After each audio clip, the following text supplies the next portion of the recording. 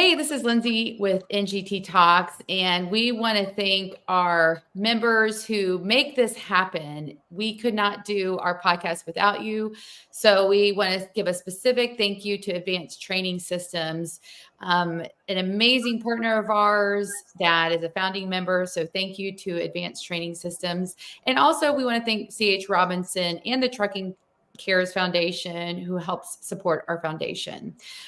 So today I have an exciting guest on our show, and I am thrilled because we're going to start a focus on interviewing Gen Zers, and specifically Gen Zers who are employed in the trucking industry, and hear all about their story. So today I have Kailey on our show. Welcome to the show, Kailey. Hi, thank you for having me. And I want to hear, it's all about you. Like, tell us where you're from and kind of your background. Okay, so I was born and raised in Ohio, more specifically a very small town outside of the Toledo area, Swanton. So I've been there my entire life. So I graduated from high school in 2021 and then went straight to college at Bowling Green State University, where I majored in psychology but got a minor in business. When I started college, I wasn't really sure exactly what I wanted to do, as many high schoolers don't. I knew I wanted to work with people, helping people. I love and enjoy working with a team, whether that's a big team, small team, wherever it may be. So I knew I wanted to work with people, and that's a lot with psychology. And then I was like, I'm not sure if I want to go into the medical field or not. So I had to declare minor, and I heard that, business isn't everything, which it really is, especially nowadays. So I minored in business. And then from there, I started doing some internships to get my feet wet, kind of see exactly the field I wanted to go into. And that's where I landed in human resources. So I kind of put psychology with business to make human resources. And I started doing internships in 2023. So how did you find your internships? Did you get them through your college? Not necessarily. So how our college does it is a lot of the majors. So if I was a major in business, they'd have a little bit more influence on my internships in a wider range, like a direction on how to get me there. But we do career fairs and things like that. So I just attended the business one because I was a minor, so I was allowed to. And that's kind of how I got into both my internships. Was I went there networking and then also just applying online. So like when you do see these people face to face, you can say, oh yeah, I put an application online, and they can kind of connect the two. I found that's where the best way to find an internship was. That's a great pointer. Yeah. Yeah. I got my first one at Honda, so very big corporation. I was very nervous going into that one, but I knew a lot of people who worked with Honda, very great company, obviously in the automotive realm. So I actually moved last summer of 23 to Marysville, so right outside of the Columbus area. I had never lived outside of my hometown, my family. So this was a very big change for me, but honestly, it was the best adventure of my life. I learned how to live alone. I learned how to be away from home and still, kind of keep those connections at home, but also be able to build a home away from home, if that makes sense. Mm-hmm. So I remember, first week, horrible, scary, nervous. And then by the end of my entire experience, I remember telling my family that was the best thing I've ever done, was getting out of my comfort zone, trying something. Like, I was in plant HR. That's not an easy space to be in. I worked on the production floor. So the plant I worked in was actually in East Liberty. So it's called the East Liberty plant. And we made CRVs there. So production line was right on the floor. They're making the cars from start to finish there. And I'm sitting right there with them, just behind a glass window on my computer doing HR stuff. So I was, seeing first shift, second shift, third shift, all of the facilities, kind of how they ran things. And then also got to see how a global company runs things. Because, Honda's a global company. It's not just in Ohio or not just in the US, it's everywhere. So that was very, very cool experience to get my feet wet. Definitely weird being my first one because it's so big. But that one taught me probably the most just about myself, what I could handle, what I was into, things like that. So I finished that one in August and came back to school for my last semester of college. So I was a senior at this point. And then I knew I wanted to do one more internship because I had a lot of online courses. As most seniors do, you're able to get a lot more flexibility in your last year. So I decided I want to work while I'm in school, and an internship is the best way to, make money and also learn at the same time, gain experience as well. So that's when I started applying again for fall internships. And I actually landed one with a construction company in the Toledo area. It's a local company called E.S. Wagner. So a little bit different from Honda. It's a family-owned, small-scale company. So I pretty much knew everyone who worked there. As Honda, you only know who's right next to you pretty much. So at E.S. Wagner, that's where I actually got into a little bit more of the logistics realm, a little bit more of DOT, kind of just the manual labor aspect. Yeah, there was that at Honda, but here at E.S. Wagner, because it was so small, I was able to really understand and really learn, especially with interviewing people in the construction facilities. So whether that's someone who's going to drive a dump truck, an excavator, any of those vehicles, or just somebody who's going to be a construction laborer, someone who's just on the ground, boots on the ground, whatever is asked of them. So that's kind of where I got my taste of, well, what is DOT? We worked a lot with DOT. And because we were actually contracted to build bridges. So it was, we were really all these different compliance things we had to follow.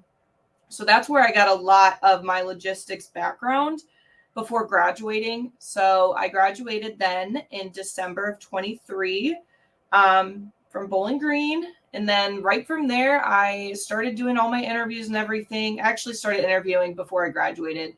All these companies, again, it was job fairs. That's what really got me into everything. For your college. That's where I got the root of all my interviews. I think I did like 6 interviews, my last semester. So I definitely recommend job fairs. And then I used Handshake, which is what a lot of colleges use nowadays for recruitment.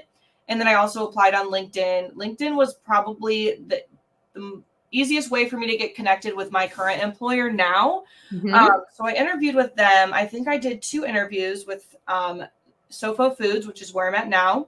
And we are a food distributor for the mainly Ohio, Toledo area, but we have facilities in Texas and Georgia. So we are pretty much countrywide.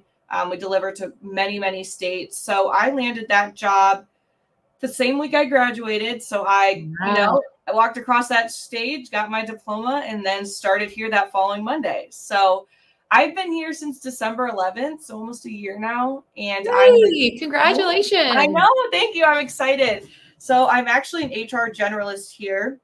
I work on a small team of about 5 of us, and we actually work hand in hand with our safety department. So I'm a helping hand with our safety team. So I've been able to really learn a lot more about everything, honestly, from the whole world of safety, right? Oh, yeah. Did you even know safety existed before? No, I mean, all my assumption was, safety as in, first aid. That's really it. No, there's a lot more. You got workers' compensation. You got like I mentioned earlier, DOT, that's a whole separate part of our safety category. And just even with food as well, you have the FDA, you have all these compliance things you have to follow for safety. So that's definitely somewhere I know I'm growing and never going to stop growing, because safety is just a deep hole within itself. It's never ending, honestly. But primarily here in my position, I do a little bit of everything. But my group that I specialize in is our non-CDL drivers. And then I do a lot of our warehouse staffing. So when I say non-CDL drivers, we do a on-site trucking program where we will hire individuals who just have their normal driver's license. Most of our candidates come from places like UPS, FedEx, Amazon, driving vans or box trucks. And then we'll take them and we will put them through the CDLA training to get their license, and we pay for it. We do all of that in-house. We have a trainer who's dedicated for the classroom and on the road and everything like that. So I have I really see it start to finish with our non-CDLs from when they come through the door, when they go into classroom, and then when they actually start as a delivery driver. So that is the coolest thing, part of my position here. I actually just had a family friend start the program, and it was really cool to actually get feedback from him. Yeah. He said it was the best decision he's ever made for himself. And it was really rewarding to hear that, because I don't think a lot of people understand the trucking industry, logistics, anything like that, and how much there is to offer. And for him, it changed his life, and he's excited, and he's actually in our classroom right now. So he'll be getting his Class A probably by the end of November. Wow. Is he younger or older? He's a little bit older than me. I'd say he's 4 to 5 years older than me. Okay. So his mid-20s, and Yep. he decided, hey, I would like this opportunity. And he's going to be making food deliveries. It's great money, right? Yeah. That's wonderful. I just love to hear that. So tell me, you did a lot of internships. You did several internships, which I think is amazing. And you found those internships through college fairs. Does your college have a job board as well for internships? Yeah, but not a lot of people utilized it. I know I didn't, because of all the other sites that were out there. Handshake is the biggest one that is kind of transitioning from job boards. You just use that website, and all colleges are on there. So gotcha. And then, but most of all the college students went to the job fairs too. Yes. And I loved your strategy. So you really kind of did some research. You found out some of the companies there and thought, did you know some of the jobs that they were hiring for, or did you just research the companies in general? So I researched the companies in general because I knew I wanted to try HR, and pretty much all companies have some type of HR position or anything like that. So I knew kind of going in what companies I heard good things about, some that were close to home, maybe some that were offering hybrid, just different opportunities. And then from there, I kind of just straight up asked them, you got any HR openings, any internships that you're looking to fill? Because like I said, everyone has HR. So that's where I kind of started out, was the research portion, and then just putting myself out there and asking, hey, this is what I'm interested in. Can you do that for me? Do you have that? And then I'd kind of go from there, carry on the conversation if they did have something to offer me. And you said you have a LinkedIn profile and you researched on LinkedIn. Did you create your LinkedIn profile while you were in college? Yes, I did create mine in college. My boyfriend and my friend are business majors, and that's something they actually had to do for one of their classes, was revamp their LinkedIn. So I kind of was like inspired by them, and I was like, oh, hey, help me. That's going to get me a job. Yeah. Right? Like, oh yeah, it does help. And I'm like, now that I'm in HR and I see it from the other way, I'm like, yes, having a LinkedIn profile is so important, especially now with social media and technology taking over. I think LinkedIn is really the best way to put yourself out there, regardless. Yeah, absolutely. I completely agree with that. And when you are looking at people's resumes, do you always look at different social media? Actually, no. A lot of the resumes I see, because I work in the Toledo area, a lot of hourly employees. The only hourly employees I don't hire, the non-CDLs, they're not hourly. So when I'm dealing with my hourly employees, it's very hard to even get a resume sometimes. That's something I'm really noticing. And when you do get a resume, they give you maybe the least amount of information about their personal side. So you don't really ever get to see that connect. I would say the only time we're really seeing those social media platforms is for the more professional positions, the executive management positions. Those are the ones I think I've really seen the most, that even we would look into. Yeah. Yeah. So what made you, so you've been doing this a year almost, and what do you like about your job? What do you like about the industry and the trucking jobs that you hire for? I would say the thing I like the most is I came into this position with zero knowledge of distribution, logistics, trucking. I had some for my internships, but when I mean knowledge, I mean I didn't know the process of anything. I didn't know how you hire drivers or how you even retain drivers, and that's actually been the hardest part. The retention, the engagement portion of everything. And My favorite part is I do work on a small team, so I have that flexibility to take on more, to learn more from other people. And we also have different locations. So being able to communicate with our different locations, assess their needs, because driving positions in our other locations are different from what they are in Ohio. Ohio is where we have majority of our drivers. We have about 75 Class A drivers. And then our smaller facilities have a little bit less. And sometimes they don't even hire Class A's, just Class B's, Class C's, van drivers, things like that. So I would say the things that stood out to me the most were the things I didn't know. So just, the compliance portion, we have a DOT specialist here who actually does all of our driver files. So that's like the most important thing from a recruitment standpoint is retaining a driver file. And that's going to be your drug screens, your background checks, your physicals, all the things that the government requires drivers to have on file every single year.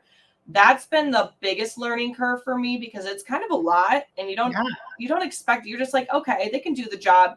They're good. They pass a drug screen, but no, you have all these other hoops you kind of have to go through and it's not a company policy, it's the government. So. Right. Absolutely. What do you like about the trucking industry and food distribution?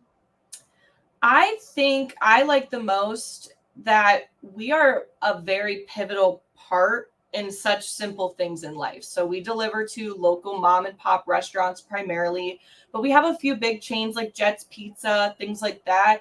And the thing I think I like the most is that there's always going to be stability in the trucking business because those restaurants can't operate without our truck drivers delivering our products to them. Right. So for example, I've learned we don't close on holidays, Why? Because not all restaurants are closed on holidays and they need food to operate. So here we are loading trucks and sending trucks out on Christmas Day, New Year's Day, all those holidays because restaurants still need food to operate and we are their prime source of that. So that would probably say is the best thing. Or the thing I like the most is it's so job security and stable. Like you can't do anything especially in this day and age without the middleman, which is logistics, trucking, distribution, all of that. Absolutely. And your experience, you worked for a big corporation, family owned. What do you see as the differences and what kind of attracts you to, which do you like the best or what's attractive to each one? So definitely super different. Scale wise, family owned tends to be a smaller business. You have your corporations, Fortune 500s, they're pretty big. I would say the primary difference is the depth of it. How deeply rooted the company is. So I notice with corporations, it's super, super hard to get to that root, the depth of, what makes this company great? What makes the people great? Well, you can't really answer that question when you don't know at least 500 of the employees there.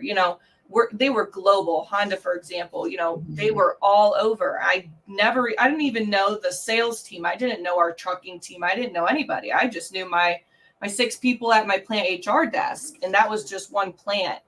And I also just noticed it's not a name by name basis. It's really about the numbers at these big corporations. A lot of the times I see it's just, we got 300 people here, not who are those 300 people. And then I see here at Sofo's, I just at this facility alone, it's about 300 people, which still sounds like a lot, but in comparison, I feel like I know majority of the employees by name, what they do. And that's not just because I'm in HR. It's because you see everybody, everyone's a part of it. And then also the family owned, those smaller companies, you really see what goes into it and how each team operates a part of the other. So I'm in HR. I hire someone. That someone, let's say, is in sales. They're going to sell the product to our customer. Okay, so now our warehouse individuals have to pack those orders, prep them, load them onto the trucks. Well, now our delivery drivers are going to go deliver those products to our customers. So if we don't have sales, well, the whole thing falls apart. If we don't have warehouse, falls apart as well. And same thing with trucking, even HR, safety. It's really knowing that each team makes the family. You can't do it without the other. That is the best thing about those family-owned companies. I know who's in my sales department. I know who's in my safety. I know who's in my traffic department, my warehouse. And I know that their job influences mine just as much as I influence theirs. Yeah, absolutely. And as a younger employee for Sofo Foods, how do you feel like you're able to influence and really help, bring up the next generation for your workforce? Yeah, so especially here at Sofos, it's a company that's been around for a while. We're built on loyalty, family, like I said. So a lot of the people here have been here for 10, 20, 30, even 40 years now, and are still working. So when you have someone like me who comes in, I came in at 20 years old, everyone was like, whoa, what is she doing here? She's hiring me? Like I would hire people twice my age and, maybe they wouldn't take me so seriously. But I realized here it's this younger generation, my generation, there is so many just assumptions, Mhm. Everyone says we don't want to work. They're lazy. All they care about is their phones. And I've kind of been told that I'm the spitting image of the opposite. So when I came in here, I kind of broke down those walls of, oh, that younger generation doesn't want to do anything but sit at home. They're lazy, I felt like when I came in here, I was able to bring a whole new perspective, such as, technology is definitely something that my generation upholds, relies on. Mhm. But it also is what the world runs on now. So having somebody like me who's younger come in and be like, we are not doing paper and pen anymore. We got to transfer. We got to keep with the times. We got to move with the times, because ultimately, the more we progress, the more likely we're going to be able to bring in good people Exactly. to our company. If we're still stuck in 20 years ago, which sometimes I came here and I was like, whoa, I've never even used that machine before, and I'm seeing it now. I'm like, oh no, we need this and that, because this is the technology portion is something that a lot of people don't want to push for, are just really reluctant to, make those changes. But and then it's like in the end you realize, wow, this helped so much. It literally automates so much manual labor that we have right now, and it just makes a lot of things easier. So I would say my team, they always call me, just the little tech nerd, even though I'm not. It's just my everyday life, Yeah, you were born with it. Yeah. Yeah. I'm like, I'm not an IS, I'm not an IT, I don't know any of the hardware stuff, but yeah, I'll help you out. And I think it's more of like the innovation side. Mm. My team has always said, wow, never would have thought it that way. That is so much easier. And that's something I feel like I've been able to bring to my team was, oh, wait, that really challenges how I've done things for 20 years now. That's pretty smart. That's awesome. I love that. So, having a younger person on the team really helps shift to different ideas and brings Yes, in a new perspective. 100%.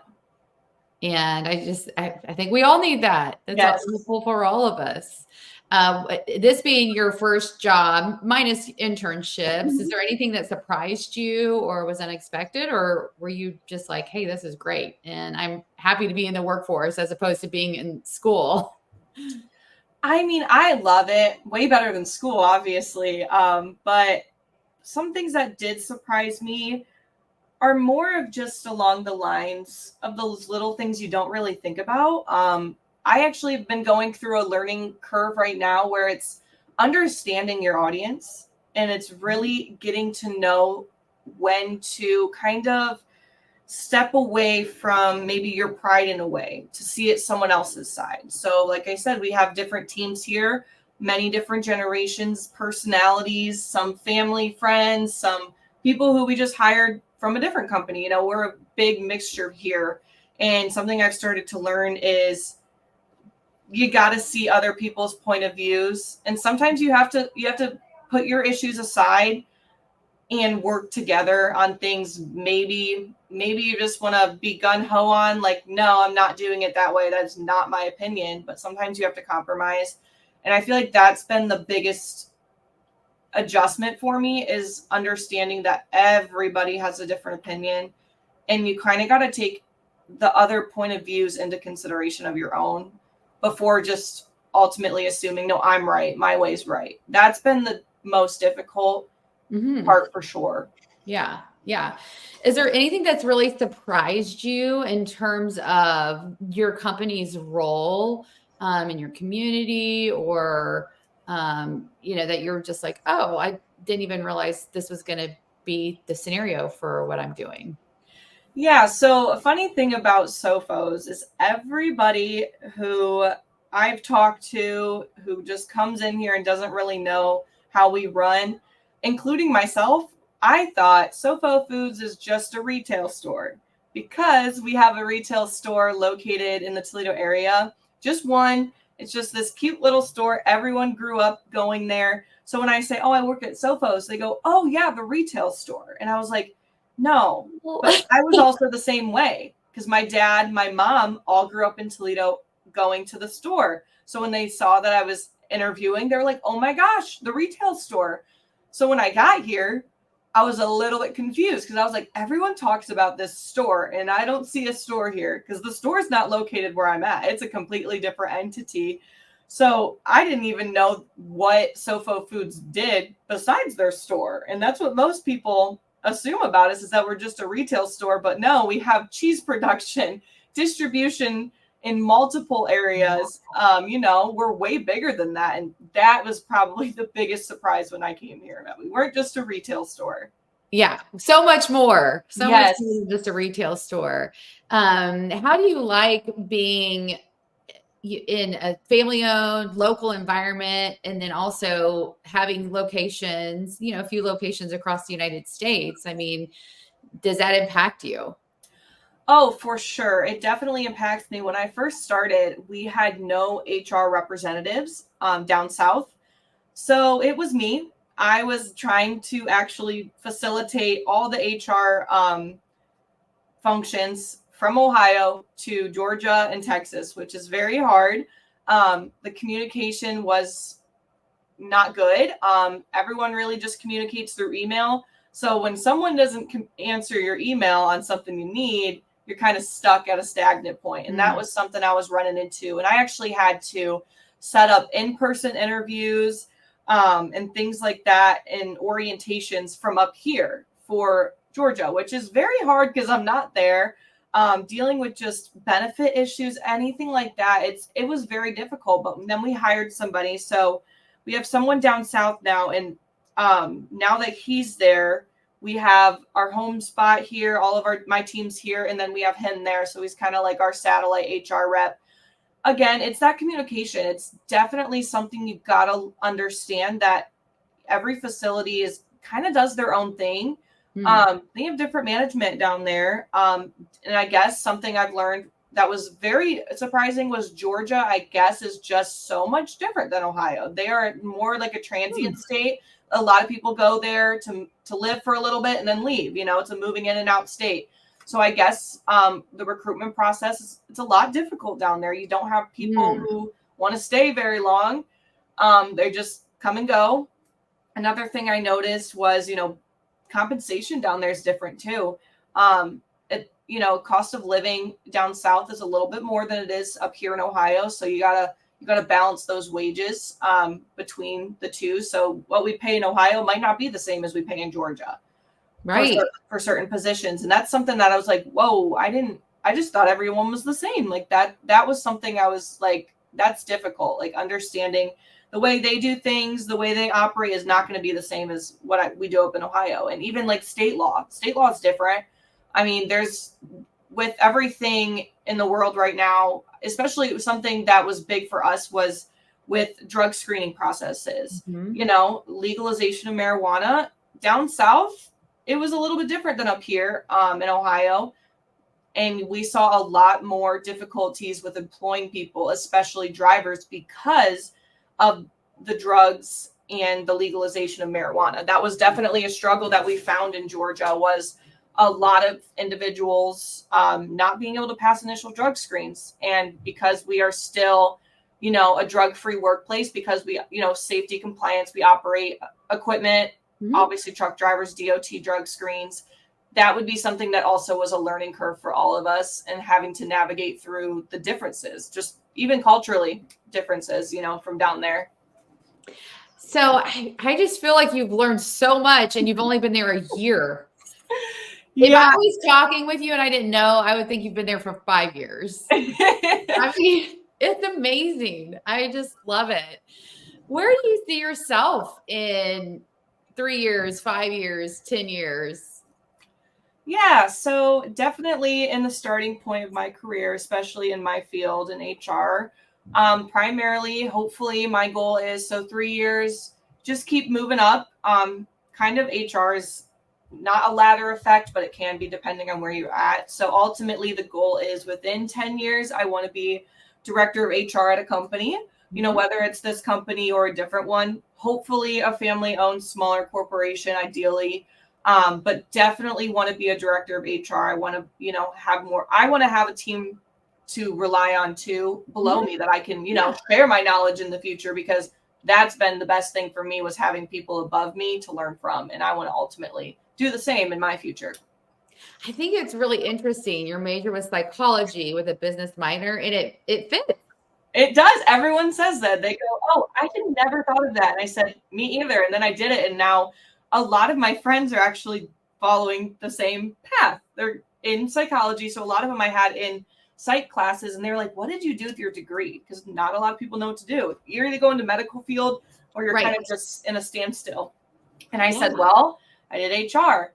Wait, that kind of makes sense. And I know a few of my friends are doing the exact same thing. So it's kind of like, I started, and then they just started doing it, and now I'm like, it does make sense. It really does. Okay, so two ways of thinking. You're talking to a Gen Zer, and maybe they're in college and they're not sure what they want to do, or just any piece of advice for a younger person that's getting ready to start their career. What would that be? That would definitely be to just get out there and do something you wouldn't think you'd ever do, something you're scared of doing. For me, like I said, it was moving 2.5 hours away from home and doing an internship by myself with no one there. That was my big thing.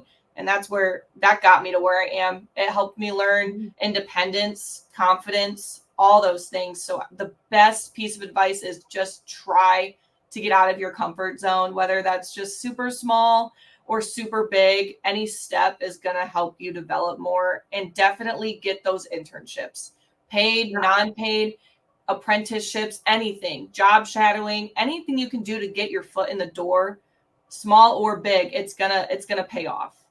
I love that. Okay. Now you're a Gen Zer and you're talking to a company out there.